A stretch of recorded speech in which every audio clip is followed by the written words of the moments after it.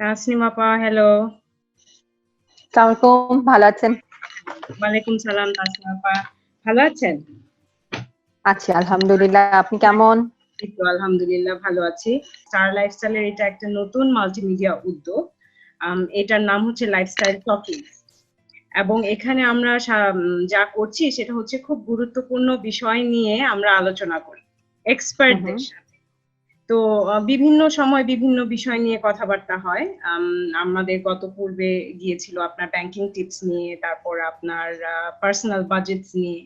তো আজকে এরকমই খুবই গুরুত্বপূর্ণ একটা বিষয় নিয়ে কথা বলবো। আমি মেহরিন, আপনার সাথে মনে হয় আগে পরিচয় আছে। আমি স্টার লাইফস্টাইলে আছি, জার্নালিস্ট এবং আজকের জুম সেশনের মডারেটর। তো আমি আপনার কাছে কিছু প্রশ্ন করব, আপনি ভিউয়ার্সদের উপলক্ষ করে আপনি উত্তর দিবেন।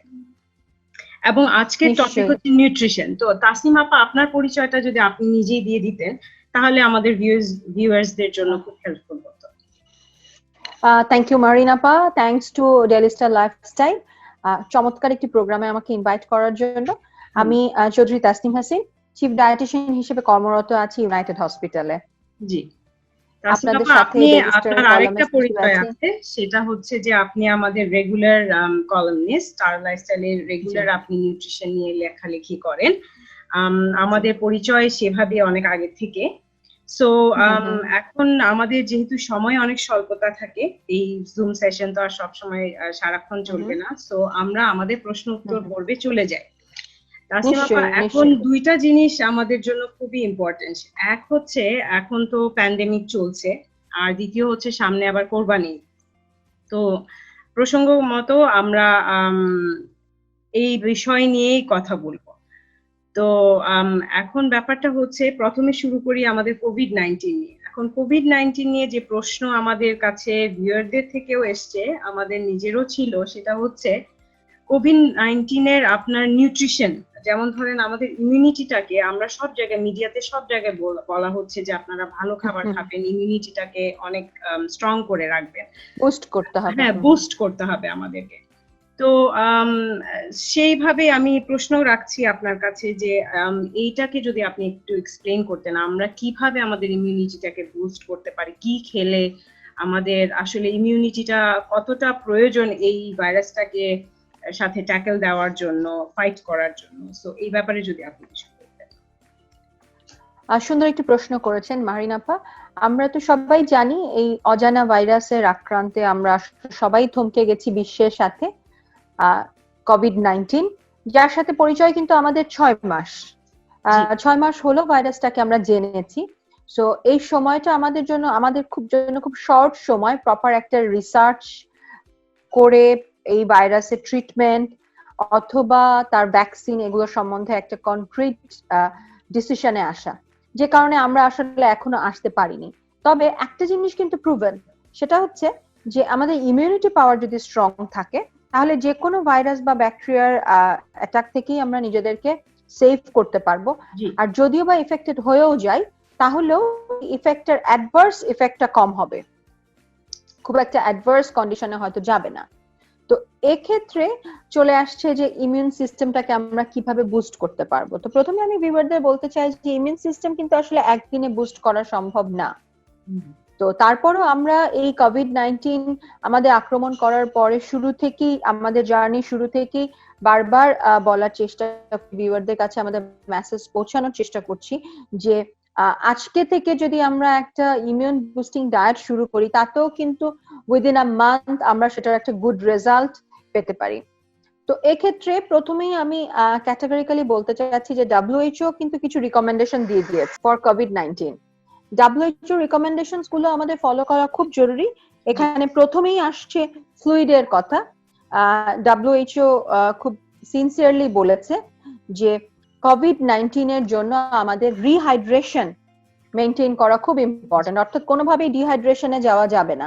আমরা জানি আমাদের এখন একটা সামার সিজন চলছে, খুব হট এন্ড হিউমিড ওয়েদার। এর সময় আমাদের এমনি একটা ডিহাইড্রেশন হয়ে থাকে অনেকেরই। তো আমাদের কারেন্ট ওয়েদারে একজন অ্যাডাল্টের 2 to 2.5 litre fluid per day intake করা প্রয়োজন। এক্ষেত্রে যদি আমরা কোভিড-19 এর প্যান্ডেমিকটাকে বিবেচনাতে আনি তাহলে সেটাকে আমরা আরো 500 ml প্লাস করব, অর্থাৎ 2.5 to 3 লিটার। এর মাঝে আপনাকে আমি একটু এখানে বিরক্ত করব, তাসনিম আপা এখানে ফ্লুইড বলছেন, যেটা আপনার এক্স্যাক্টলি শুধু পানি না, এখানে পানি এবং পানি জাতীয় খাবার। এখানে কিন্তু ডালটা যে খাচ্ছি আমরা, ডালের পানিটাও কিন্তু এখানে কাউন্ট হবে। ওকে, জি। এবং আমি ভিউয়ারদের খুব বলতে চাই যে এই যে আমরা ফ্লুইড অ্যামাউন্টের কথা বলছি, সবসময় কিন্তু আমরা অনেক সময় বলে থাকি, আমি পেশেন্ট যখন দেখি পেশেন্টদের ফ্লুইডের কথা বলে আমি কিন্তু প্রচুর পানি খাই। পানি এবং লবণ, এই পানি এবং তেল, এই জিনিসগুলো কিন্তু মাপাটা, মেজারমেন্টটা খুব জরুরি। জি, আমার কাছে মনে হতেই পারে যে আমার খাবারের রান্নার ব্যাপারে আরেকটা ব্যাপার আছে যে আমাদের বডিতে যত ধরনের খারাপ পদার্থ থাকে সেগুলি হয়তোবা ওয়াশ আউট করতে হেল্প করে ফ্লুইডটা। টক্সিক এলিমেন্টস ওয়াশ আউট করতে, টক্সিক এলিমেন্টস আরো অনেক তারপরেই আসছে আমাদের স্পেসিফিক কিছু নিউট্রিয়েন্ট, যেমন zinc, vitamin C, vitamin D3, selenium, magnesium, antioxidant যেটা আমরা ভিটামিন এ, ই থেকে পেয়ে থাকি। তো এই পার্টিকুলার কিছু মাইক্রোনিউট্রিয়েন্টের ব্যাপারে আমাদের একটু সজাগ দৃষ্টি রাখতে হবে। যেমন জিঙ্কের ক্ষেত্রে আমরা বলে থাকছি যে per day at least 20 milligram zinc. Vitamin C এর ক্ষেত্রে অ্যাডাল্টদের জন্য almost 1000 to 1500 milligram vitamin C.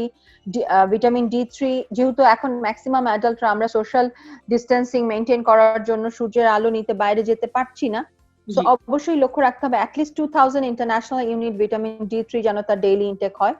তো এই পার্টিকুলার মাইক্রোনিউট্রিয়েন্টস গুলো আমাদের ইমিউন সিস্টেমের উপরে খুব স্ট্রং একটা ইফেক্ট রাখে। ইমিউন সিস্টেম বুস্ট আপ করতে এটা ইন জেনারেলি রাখে না আপা? In generally not only for COVID-19, in generally যে কোনো ভাইরাল বা ব্যাকটেরিয়াল ইনফেকশন থেকে আমাদেরকে সেভ করতে হেল্প করে আমাদের। তো তারপরেই আসছে, আমি অ্যামাউন্ট বলেছি যে কোন মাইক্রোনিউট্রিয়েন্ট গুলো আমরা কতটুকু পরিমাণে পাবো। ফর মাস জেনারেল পিপল এই অ্যামাউন্টটা বোঝার কথা না, আমি রিচ সোর্স গুলো একটু মেনশন করছি। সবচেয়ে ইন্টারেস্টিং হচ্ছে আপা যে এই যে মাইক্রোনিউট্রিয়েন্ট গুলো যেগুলো আমাদের ইমিউন সিস্টেমটাকে ইমপ্রুভ করতে হেল্প করে, এর ম্যাক্সিমাম সোর্সই কিন্তু কমন। সো দ্যাট যেমন রেড মিট যেমন জিঙ্কের খুব ভালো একটি সোর্স, ঠিক একইভাবে আবার আমাদের সেলেনিয়াম, ম্যাগনেসিয়ামের খুব ভালো একটি সোর্স।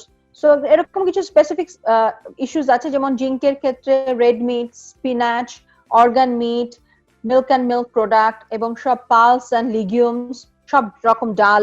এই সময় বলে থাকছি যে যারা কার্ডিয়াক পেশেন্ট অথবা হাইপারলিপিডেমিক, হাইপার কোলেস্টেরল বা হাইপারলিপিডেমিয়াতে ভুগছেন, তারাও কিন্তু চেষ্টা করবেন সপ্তাহে 1 থেকে 2 দিন রেড মিটটা খেতে। রেড মিটের ফ্যাট পোর্শনটুকুকে যতটা সম্ভব যদি আমরা ডিসকার্ড করে রান্না করতে পারি, তাহলে কিন্তু এই রেড মিটটা আমাদের জিঙ্কের জন্য খুব ইম্পর্টেন্ট একটি সোর্স। আমরা জানি যে এখন প্রচুর ইলিশ পাওয়া যাচ্ছে, সেলেনিয়ামের খুব ইম্পর্টেন্ট একটি সোর্স হচ্ছে সরিষা এবং ইলিশ। আমাদের বাঙালিদের খুব পছন্দের একটি খাবার সর্ষে ইলিশ, সো এটাও আমরা রাখতে পারি সপ্তাহে 1 দিন। ভিটামিন সি এর জন্য আরেকটু বিরক্ত করব, সেটা হচ্ছে যে আপনাদের মানে যাদের কোমরবিড সিচুয়েশন, যেমন ধরেন আমি একটা ধরছি যে কিডনি ফাংশনের কোনো প্রবলেম আছে, হ্যাঁ, সিকেডি আছে অথবা সামথিং, তো এখন তার তো প্রোটিন ইনটেক আপনার লিমিটেড। নিউট্রিশনিস্টরাই বলেন যে একটা অ্যামাউন্টের বেশি খাওয়া যাবে না, স্বাভাবিক, হ্যাঁ, বিকজ এটা ওয়াশ আউট করতে পারে না আপনার টক্সিন। তো তাদের ক্ষেত্রে কিভাবে হবে? যেমন রেড মিটে বললেন যে জিঙ্ক পাওয়া যায়, তখন তারা কি সাপ্লিমেন্টস খাবে নাকি আপনার অন্য কোনো মেথড আছে?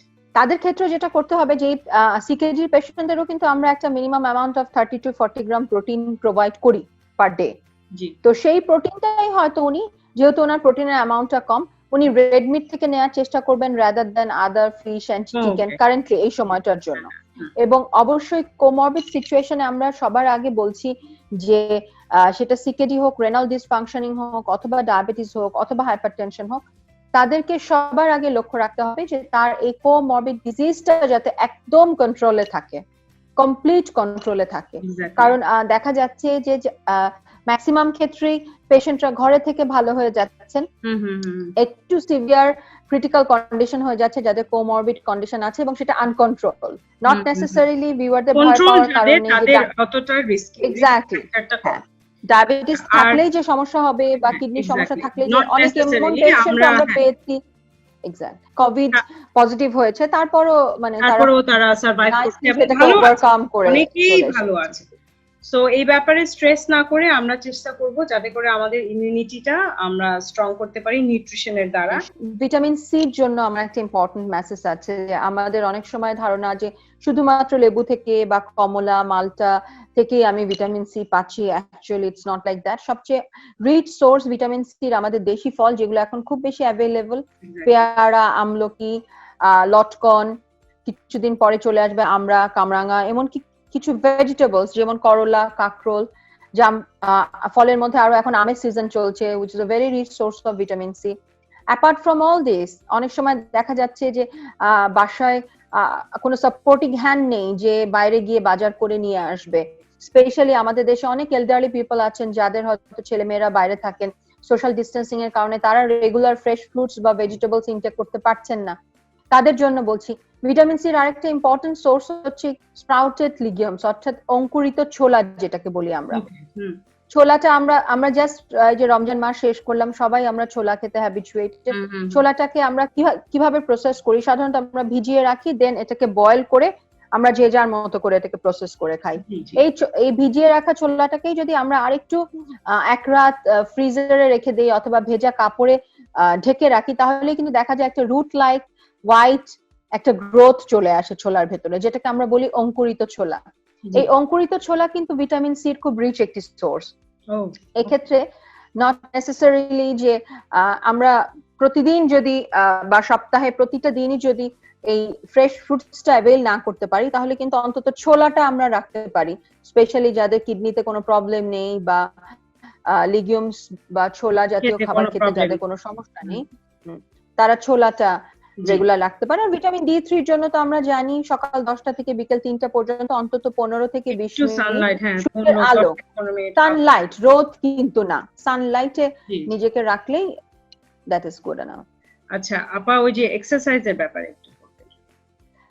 এক্সারসাইজ খুবই ইম্পর্টেন্ট আমাদের ইমিউন সিস্টেমটাকে ভালো রাখতে, এবং বারবার কিন্তু সিডিসির গাইডলাইনও এসছে যে খুব ইম্পর্টেন্ট এই সময় স্ট্রেস ফ্রি থাকা, পর্যাপ্ত পরিমাণে ঘুম এবং এক্সারসাইজ। তো পর্যাপ্ত ঘুম কিন্তু আমরা সবাই জানি খুব স্ট্রেসফুল একটা কন্ডিশনে আমরা আছি, যতই নিজেকে বোঝানোর চেষ্টা করি না কেন। সবারই ঘরে হয়তো এলডারলি পিপল আছে, অনেকের বাইরে যেতে হচ্ছে, অনেকে পরিচিতরা মারা যাচ্ছেন, তো সবকিছু হ্যাঁ মারা যাচ্ছে, কারো ফ্যাটি কেসেস, এক্স্যাক্টলি। তো এক্ষেত্রে কিন্তু স্ট্রেস ফ্রি থাকারও একটা অন্যতম উপায় হচ্ছে এক্সারসাইজ। কতক্ষণ মিনিমাম এক্সারসাইজ করা উচিত অ্যাডাল্টদের জন্য? স্পেশালি যারা বাইরে গিয়ে কাজ করতেন, এখন তারা ওয়ার্ক ফ্রম হোম করছেন, তাদের অবশ্যই ঘরের ভেতরেই 30 থেকে 40 মিনিট মিনিমাম, ট্রেডমিল হতে পারে, স্কিপিং হতে পারে, ইনস্ট্যান্ট জগিং হতে পারে, তো 30 to 40 মিনিটস এক্সারসাইজ করতে হবে। আসলে এক্সারসাইজের টাইমিংটা আপা অনেক ভ্যারি করে ম্যান টু ম্যান। তো আমি খুব সহজে যেমন একটা জিনিস বলি যে লক্ষ্য রাখতে হবে যে কোন পয়েন্ট থেকে সোয়েটিং শুরু হয়েছে। সোয়েটিং শুরু হওয়ার পরও তাকে 15 থেকে 20 মিনিট এক্সারসাইজটা কন্টিনিউ করতে হবে। তাহলে আমরা বলতে পারবো যে না, বডিতে ক্যাটাবলিজম এসছে বা বার্নিং যেটা বলি, ফ্যাট সেল বার্ন শুরু করেছে। যখন ফ্যাট সেলটা বার্ন শুরু করে ওই পয়েন্টটাতেই কিন্তু আমাদের সোয়েটিং শুরু হয়, which is most important। শুধু অ্যাডাল্ট না, বাচ্চাদের ক্ষেত্রে, কারণ বাচ্চারা তো স্কুল গোয়িং ছিল, তারা প্রতিদিনই স্কুলে তাদের একটা একদম টানা বাসায় বসে আছে, এক্স্যাক্টলি ফিজিক্যাল একটা অ্যাক্টিভিটি ছিল, অবশ্যই তারাও ম্যাটিকুলাসলি এক্স্যাক্টলি অ্যাথরিজম আসবে, ওবেসিটি আসবে, এবং এই ইফেক্ট গুলো আমরা অনেক দেখতে পারবো যখন স্কুলগুলো শুরু হতে থাকবে, এই এডুকেশনাল ইনস্টিটিউট গুলো যখন খুলতে থাকবে, তখন কিন্তু স্টুডেন্টদের এফেক্ট গুলো আমাদের আরো চোখে পড়বে আর কি। আর ডিপ্রেশনটাও মনে হয় কাটে এক্সারসাইজের সাথে। সো অ্যাংজাইটি, ডিপ্রেশন সবকিছু, অ্যাংজাইটি কাটবে, ঘুমের সময়টা ঠিক হবে, ঘুমটা প্রপারলি হবে, সারাদিন হ্যাঁ সেটাও ঠিক হবে। এনার্জি যদি বার্ন না করে তাহলে তো ঘুম আসা সম্ভব না। এই কারণে অনেকেই কিন্তু স্লিপ ডিসঅর্ডারে ভুগছেন এই সময়। জি, থ্যাংক ইউ, অনেক ইম্পর্টেন্ট ইনফরমেশন দিলেন আমাদেরকে। এখন আমি নেক্সট প্রশ্ন যেটা করতে চাচ্ছি সেটা হচ্ছে, আমরা তো জানলাম কিভাবে ইমিউনিটিটাকে বাড়ালে আমাদের জন্য খুবই এফেক্টিভ, আমাদের কাজে দিবে, কিন্তু যারা অলরেডি সাফার করছেন তাদেরকে নিয়ে একটু প্রশ্ন করছি। যেমন ধরেন যাদের একটু লাংসের ডিফিকাল্টি হচ্ছে, অথবা গড ফরবিড যারা আপনার ইয়াতেই আছেন, আইসিইউতে আছেন, তো তাদের ক্ষেত্রে অথবা হয়ে গেছে কোভিড কিন্তু অতটা সিমটম নেই কিন্তু হয়ে গেছে, এখন তারা কিভাবে, হ্যাঁ কোভিড পজিটিভ তারা, এখন তারা কিভাবে এই জিনিসটা থেকে মুক্তি পাবেন অথবা বেরিয়ে আসতে পারবেন? আপনার একটা লেখা আমাদের এখানে এসেছিল, সেখানে আপনি লিখেছেন যে লিন মাসেল যেটা মাসেল লস করে স্বাভাবিক, যারা আপনার শুয়ে থাকতে হচ্ছে আইসিইউ বেডে, তো তাদের ক্ষেত্রে খাবার দাবার কি হয়, মানে নিউট্রিশনটা কিরকম থাকে, এবং নর্মাল যাদের কোভিড হয়েছে বেশি সিমটম নেই তাদের ক্ষেত্রে কি ধরনের নিউট্রিশন হতে পারে? আচ্ছা আপা, প্রথমেই আমরা আসি যাদের খুব একটা ক্রিটিক্যাল কন্ডিশন না, অর্থাৎ যারা ঘরে থেকে অথবা সামান্য অক্সিজেন সাপোর্টেই যারা ভালো হয়ে যাওয়ার পথে, but they are covid positive. একটা জিনিস লক্ষ্য রাখতে হবে যে কোভিড এর কিন্তু একটা খুব প্রাইম সিমটম হচ্ছে গিয়ে টেস্ট বাড নষ্ট হয়ে যাওয়া, অর্থাৎ কোনো টেস্ট এবং স্মেল তারা খাবারের পায় না। তো খাবারের টেস্ট এন্ড স্মেল না পেলে কিন্তু আসলে ফুড ইনটেক করাটা কোয়াইট ডিফিকাল্ট। যতই আমরা বুঝি না কেন যে আমাদেরকে খেতে হবে, যখন এটা স্মেল এন্ড টেস্ট থাকে না তখন কিন্তু ন্যাচারালি খাবারের ইনটেকটা অনেক কমে আসবে। এবং কোভিড-19 ইটসেলফ যাদেরকে খুব একটা ক্রিটিক্যাল কন্ডিশনে নিয়ে যাচ্ছেও না, তারাও কিন্তু খুব স্ট্রেসফুল কন্ডিশনে থাকছে। কারণ আমরা স্টিল দেখতে পাচ্ছি যে আজকে পেশেন্ট ভালো আছে, দুদিনের মাথায় পেশেন্ট অনেক খারাপ হয়ে যাচ্ছে। পেশেন্ট কিন্তু নিজেও বুঝতে পারছে যে এনি টাইম আমার কন্ডিশন ডেটেরিয়েট করতে পারে। তো এই স্ট্রেসটাও একটা কারণ যে সে খেতে পারেন না।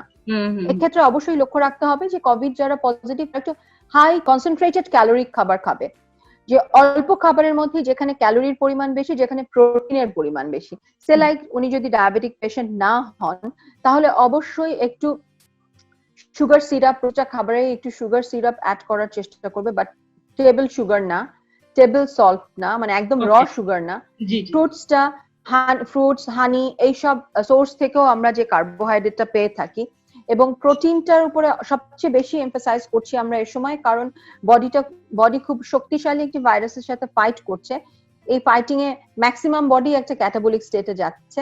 সো অ্যাটলিস্ট 2 to 3 এগ, যাদের কোনো কার্ডিয়াক প্রবলেম বা হাইপারটেনশন নেই তারা উইথ ইয়কই খেতে পারবেন, হোল এগটাই খেতে পারবেন। আর যাদের এই ধরনের সমস্যা আছে, কোমরবিড কিছু ইস্যুজ আছে, তাদেরকে আমরা বলছি একটা এগ উইথ ইয়ক, বাকি দুটো এগ জাস্ট হোয়াইট, এবং অ্যাটলিস্ট এক্স্যাক্টলি, এবং at least 6-7 pieces of meat or fish per day, at least 2 servings of milk. খুব ইম্পর্টেন্ট এই সময় মিল্কটা। যদি উনি দুধ খেতে নাও পারেন কেউ, তাহলে মিল্ক প্রোডাক্ট, সেটা হতে পারে চিজ, সেটা হতে পারে কটেজ চিজ, অথবা ছানা, দই, যে কোনো কিছুই হতে পারে। সো দইটা আমরা খুব প্রেফার করছি কোভিড-19 এ যারা ভুগছেন তাদের জন্য, কারণ কিছু জিআই ডিস্টারবেন্স দেখা যায়, অনেকের দেখা যায় ভমিটিং হচ্ছে, ডায়রিয়া তো ম্যাক্সিমাম ক্ষেত্রে থাকে। এক্ষেত্রে ইয়োগার্টের প্রোবায়োটিক গ্যাস্ট্রোইন্টেস্টিনাল ডিস্টারবেন্সটা অল দ্য সিম্পটমস। জি, তো সেই ক্ষেত্রে আপনি বলছেন ইয়োগার্ট খেলে ভালো হয়। ইয়োগার্টের প্রোবায়োটিকটা তাদেরকে এই সময়টা ওভারকাম করতে খুব হেল্প করবে, যাদের লুজ মোশন ব্যাকটেরিয়াকে আপনার হেল্প করে আবার বিল্ড আপ করা। Exactly, healthy gut. এক্স্যাক্টলি, যাদের লুজ মোশন আছে অথবা ভমিটিং হচ্ছে, তাদের অবশ্যই একটু পটাশিয়াম রিচ খাবার খেতে হবে। সেক্ষেত্রে ডাবের পানি বা কলা খুব ভালো একটি সোর্স। তো লক্ষ্য রাখতে হবে যে দেখা যায় যে এই সময় ফুড ইনটেকটা ম্যাক্সিমাম ক্ষেত্রেই কমে যাচ্ছে। সো যেই খাবারটাই তাকে দিবেন তাদের রিলেটিভরা, সেটা যেন একটু হাই ক্যালোরিক খাবার হয়। জি, ওকে।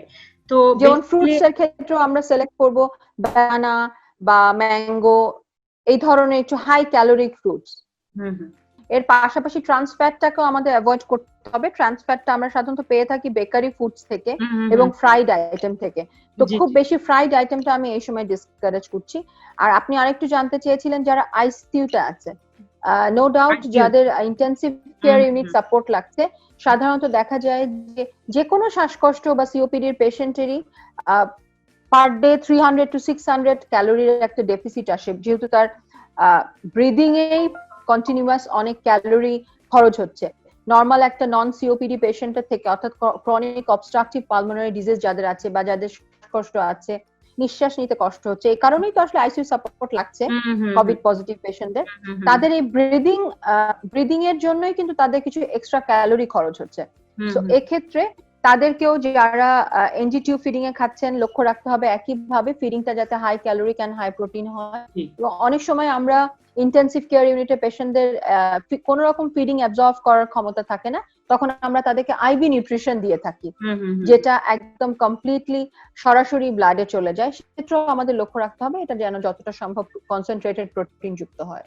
হ্যাঁ, ওকে, ওটা তো আপনার ডক্টরসরাই টেক কেয়ার করেন, বাট আমাদের জেনারেল ভিউয়ার্স অবশ্যই একটা আইডিয়া হলো। হ্যাঁ, ডেফিনেটলি। আচ্ছা, এখন আমরা একটু লাইটার প্রসঙ্গে আসি। কোরবানি সামনে আসছে, কোরবানি ঈদ, আমাদের রেড মিট অনেক খাওয়া পড়বে এবং অনেক ধরনের সমস্যাও হয়। দেখা যায় যে আমাদের গ্যাস্ট্রো ইন্টেস্টিনাল প্রবলেমস হচ্ছে অনেকের। তারপর আপনার রেড মিট খেলে যেসব ধরনের নেগেটিভ ইফেক্টস হয় ওগুলিও হচ্ছে। তো সেই ক্ষেত্রে আমাদের এই কোরবানির সময় যে এত রেড মিটের স্টক হয়ে যায়, আমাদের কি করা উচিত? মানে আপনার আইডিয়াটা কি, আমাদের নিউট্রিশনটা কি ধরনের মাপে নেওয়া উচিত? এই বিষয়টা কিন্তু এখনো একটা রিসার্চ চলছে যে র মিট এবং থেকে অ্যানিমাল ব্লাড থেকে কোভিড আছে কিনা। এই বিষয়টা আমাদের একটু এবার কোরবানিতে দৃষ্টি রাখতে হবে। And the second thing is যে এই যে যখন প্রসেসিং হয়, একটা যারা প্রসেস করছে মিটটা, তারপর যে পাত্রে মাংসটাকে এবার আমরা সেই পাত্রটা যেটা দিয়ে কাটছি, ফোক বটি যেটা আমরা ব্যবহার করছি, তো এই সবগুলো সারফেসে কিন্তু কোভিড-19 থাকে। যতটা সংক্ষিপ্ত আকারে শেষ করতে পারি সেটাই মনে হয় সবচেয়ে বেশি উত্তম হবে। অবশ্যই এটা তো বলতে গেলে অনেক কিছু বলা যায়, ওয়ান অফ আওয়ার ডিউটি। তো এই বিষয়টা একটু লক্ষ্য রাখতে হবে এবং বিফ নিয়ে আসা হবে, তখন ইটস প্রেফারেবল যে একটু লুকওয়ার্ম ওয়াটারে গরম পর প্রিজার্ভ করা, এবং সম্ভব হলে আমরা একটু পেছনের দিকে চলে যাই যে যখন ফ্রিজ ছিল না তখন কিভাবে মাংস প্রিজার্ভ করা হতো।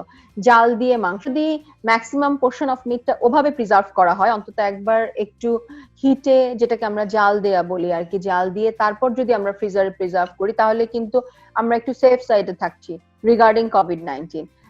এটা গেল হচ্ছে কোভিড-19 সিচুয়েশনে কোরবানির কথা বললাম। কোরবানির পরপরই দেখা যায় আমাদের বেশ কিছু কারণ কার্ডিয়াক পেশেন্টরা একটু লিপিডিয়ামেতে ভুগছেন অথবা হাইপারটেনসিভের ক্ষেত্রে এই হিউজ অ্যামাউন্ট অফ মিট যেটাতে আছে প্রচুর পরিমাণে স্যাচুরেটেড ফ্যাট এবং সোডিয়াম, এগুলি যথেষ্ট এফেক্টেড হয়ে যান। তো এক্ষেত্রে আমি একটু বলতে চাই যে কোরবানির মাংস খাবেন, নিজের কোরবানির মাংস নিজে তো অবশ্যই খাবেন, কিন্তু সেটা একটা লিমিটে। যেমন কোরবানির দিনই আমরা এভাবে ভাগ করতে পারি যে এক বেলা যদি রেড মিট খাই তাহলে তার পরের যে মিলটা আমরা নিব, অর্থাৎ ডিনারটা, বা ডিনারে রেড মিট খেলে পরের দিনের লাঞ্চটা, সেটাতে যেন আমরা একদম স্ট্রেট অ্যাওয়ে হোয়াইট মিট অথবা ফিশে চলে যাই, রিপিট যাতে না হয় একটা কন্টিনিউয়াসলি। এটা খুব গুরুত্বপূর্ণ। এবং রেড মিটেরও কিন্তু পোর্শন টু পোর্শন অনেক ভ্যারি করে। অনেকেই আছেন যে প্রথম দিনই অর্গান মিট যেগুলো, অর্থাৎ কলিজাটা ভুনা করা অথবা গরুর মগজটা ভুনা করে খাচ্ছেন, তো একই দিনে দেখা যাচ্ছে তারা 2-3 আইটেমের অর্গান মিট খেয়ে ফেলছেন। অর্গান মিটে কোলেস্টেরলের অ্যামাউন্ট অনেক অনেক বেশি rather than the flesh meat. এই বিষয়টা আমাদের লক্ষ্য রাখতে হবে যে অর্গান মিটটা চেষ্টা করব আমরা ইমিডিয়েট কোরবানির সময় না খেয়ে একটু পরে খেতে, কারণ কোরবানির সময়টাতে রেড মিট ইনটেকটা আমাদের অনেক বেশি হয়। এবং স্পেশালি যারা রেনাল পেশেন্ট আছেন তারা তো অবশ্যই লক্ষ্য রাখবেন যে মাংস খেলেও এক পোর্শন ইনটেকটা, একটা মিলে যদি মাংসটা খান আপনারা, তাহলে পরের মিলে স্কিপ করাটা মাচ বেটার।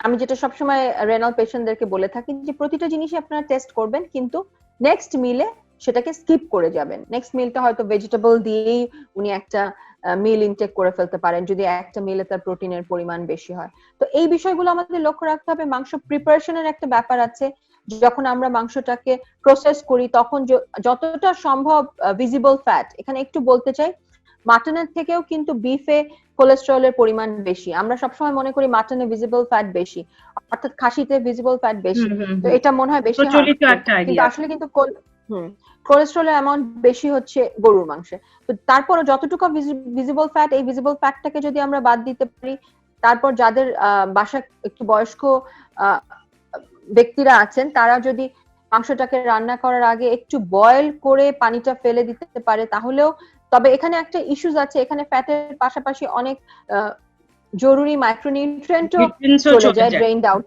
হয়ে যায়। হ্যাঁ, তো এর থেকেও আরেকটু বেটার টিপস হচ্ছে গিয়ে আমি যেটা দিয়ে থাকি সবসময়, যে মাংসটা রান্না করার পরে যখন এটা ঠান্ডা হয় তখন কিন্তু দেখা যায় উপরে একটা ফ্যাটের লেয়ার চলে আসে, ওই লেয়ারটা আমরা যদি এটাকে এই লেয়ারটাকে যদি আমরা রিমুভ করে ফেলি তাহলে কিন্তু most of the saturated fat চলে গেল মিটের থেকে। তো এই ছোট ছোট ইস্যুগুলো যদি আমরা মেনটেন করতে পারি, মাংসটা রান্নার সময় তেলের পরিমাণটা কম ব্যবহার করা, তেলটা ব্যবহার না করে we can use lots of herbs and spices, বা একটু লেমন ভিনেগার ইউজ করতে পারি, আমরা টক দই ইউজ করতে পারি যেটা মাংসের ভিজিবল ফ্যাটটাকে আরো অনেক স্টাইলটা যদি একটু ডিফারেন্ট করতে পারি, লাইট তেলের উপরে কনসেন্ট্রেশনটা কমিয়ে দিয়ে। এবং আরেকটা খুব গুরুত্বপূর্ণ টিপস সেটা হচ্ছে যে আমরা যেটা ডিরেক্ট বার্ন করি, অর্থাৎ শিক কাবাব, ফায়ার বার্ন যে কাবাব গুলো, এই ফায়ার বার্ন করলে কিন্তু ম্যাক্সিমাম ফ্যাটই ডিসলভ হয়ে ঝরে পড়ে যায়। So that's a healthy way meat খাওয়ার। সেটার মানে কি আমরা যদি কাবাব খাই তাহলে that's kind of a better way to have meat.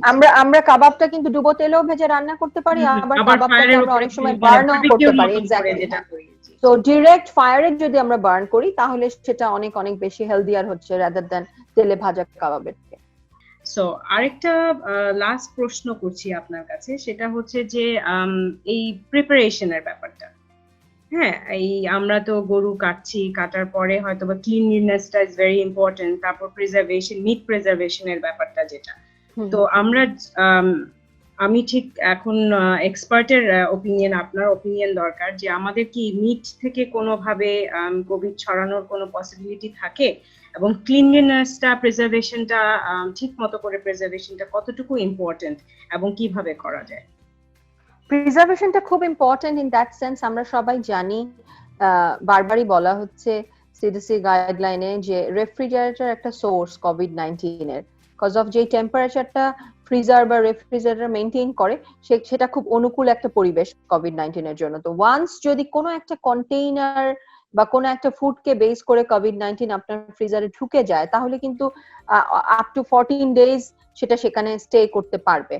তো এক্ষেত্রে খুব ইম্পর্টেন্ট, অবশ্যই তো মিটটা যখন আমরা বাসায় ঢোকাবো তখন আমাদের ক্লিনলিনেসটাকে হাইয়েস্ট প্রায়োরিটি দিতে হবে, এবং যেই কন্টেইনারে মিটটা আসছে immediately we need to shift the meat to other container, এবং মাঝখানে মিটটাকে আমি যেটা এর আগেও বলেছি যে একটু লুকওয়ার্ম ওয়াটারে ধুয়ে নিলে সবচেয়ে ভালো। আরো ভালো যদি মিটটাকে আমরা খুব র প্রিজার্ভ না করে একটু হিটে দিয়ে তারপর প্রিজার্ভ করি, তাহলে কিন্তু মিটের থেকে আমাদের ছড়ানোর সোর্সটা আর থাকলো না। হ্যাঁ, এখন পর্যন্ত বলা হচ্ছে ফুড কোভিড-19 এর জন্য কোনো অনুকূল ট্রান্সফর্মার না, বাট ফুড ক্যারি করতে পারে না, অথবা ফুডের মধ্যে কোভিড-19 মাল্টিপ্লাইও করতে পারে না। বাট তারপরও দেখা যাচ্ছে যে বেশ কিছু মিট ফ্যাক্টরিতে 90% এমপ্লয়ার কোভিড-19 পজিটিভ। সো এটা নিয়ে এখনো কিন্তু বেশ রিসার্চ হচ্ছে, কাজ হচ্ছে ওয়ার্ল্ড ওয়াইড, যে ফ্রেশ স্পেশালি এই যে বুচার শপগুলোতে ফ্রেশ ব্লাড থেকে বা পশুর থেকে সরাসরি আসতে পারে নাকি কোভিড-19। তো এক্ষেত্রে আমাদের সর্বোচ্চ সতর্কতা অবলম্বন করতে হবে, এবং আমি মনে করি সেটার জন্য বেস্ট হচ্ছে গিয়ে মিটটাকে যদি আমরা একটু হিটে দিয়ে তারপর সেটাকে প্রিজার্ভ করতে পারি, অথবা ভালো গরম পানি দিয়ে ধুয়ে তারপর যদি এটাকে প্রিজার্ভ করতে পারি। প্রিজার্ভিং যে বক্স বা কন্টেইনার বা ব্যাগ সেটাকে লক্ষ্য রাখতে হবে। এটা অবশ্যই এখনো আমাদের 10 দিন সময় আছে হাতে। অনেকেই মিট গুলো ব্যাগে অথবা বক্সে করে ফ্রিজে রাখেন, তারা সেই বক্স বা ব্যাগ গুলো যদি এখনই পারচেজ করে ধুয়ে রেখে দেন বাসার কোনো জায়গায়, তাহলে কিন্তু মোটামুটি 4-5 দিন থাকলে আমরা জানি প্লাস্টিকের উপরে 3-4 দিনের বেশি সার্ভাইভ করতে পারে না, তাহলে সেটা সেফ হয়ে গেল। দেন ওই ব্যাগগুলো ইউজ করা মিটটাকে প্রিজার্ভ করার জন্য। তাহলে আমাদের এই ক্লিনলিনেস ব্যাপারটা খুবই ইম্পর্টেন্ট। আমরা স্টোরেজের যে কন্টেইনারটা ব্যবহার করব সেটা খেয়াল রাখবো যাতে করে একদম ক্লিন থাকে। স্টোরেজ ব্যাগস আলাদা দরকার হলে রাখবো, সেগুলিতে ঢুকিয়ে ঢুকিয়ে প্রিজার্ভ করবো। আর আপনি বলছিলেন যে একটু রান্না করে সেদ্ধ করে যদি রাখা যায় তাহলে ফার বেটার। এবং সবচেয়ে স্কেরি যে পার্টটা সেটা হচ্ছে আপনি ইনফরমেশন আমাদেরকে দিলেন যে ফ্রিজারে, আমাদের যদি ফ্রিজ অথবা ফ্রিজারের ভিতরে যদি ঢুকে যায় জিনিসটা, it stays over there for 14 days। তাহলে ওখান থেকে আমাদের Exactly. স্প্রেড হওয়ার অনেক চান্স রয়ে যায়। অন্য খাবারে এক্স্যাক্টলি অন্য খাবারেও স্প্রেড হওয়ার চান্সটা রয়ে যায়। সো এই ব্যাপারটা আমাদেরকে অবশ্যই সতর্ক থাকতে হবে, এবং প্রিজার্ভেশনটা is very very very important I guess. যদিও উই ডোন্ট নো ইয়েট যে র ফুড থেকে কিভাবে আসেও কিনা আদৌ, but then again it's better always to be on the safer side.